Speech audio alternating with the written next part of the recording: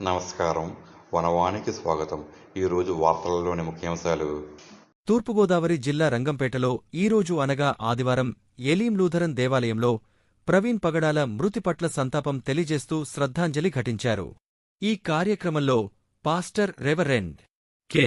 Are. Anand Victor, Chintapalli Vinay Kumar Delicate, Rayi Charles, Dubasi Varaprasad, Karupothu Mangaraju, Gundubilli Daivaprasad, Gudala Kantharatnam, సంఘ సభ్యులు, స్త్రీల సమాజం, యూత్ వారు, సండే స్కూల్ విద్యార్థులు ఈ కార్యక్రమంలో పాల్గొన్నారు.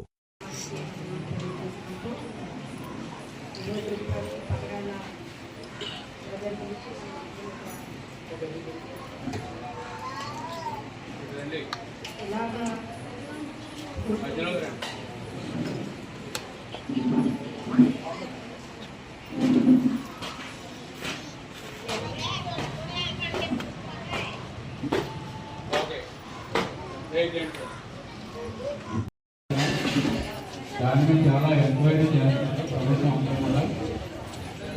అది ఎంక్వైరీ రిపోర్ట్ వచ్చినాక కూడా మనం బహిరంగంగా ఏ విధమైనటువంటి ప్రకల్పాలు మనం చెప్పకూడదు. అయితే ఆయన మరణాన్ని బట్టి చూస్తే మన క్రైస్తవ లోకానికి చాలా తీవ్రమైనటువంటి లోటుగా కనపడుతూ ఉంది.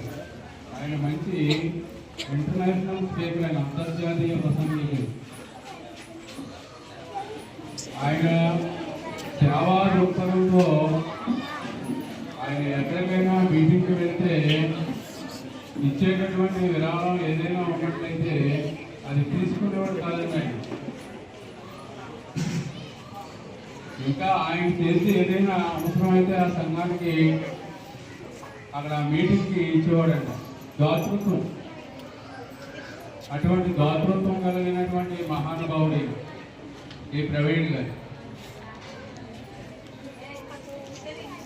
ఆయన చాలా సంపన్నవంతుడు, సామాన్యుడు ఏం కాదు.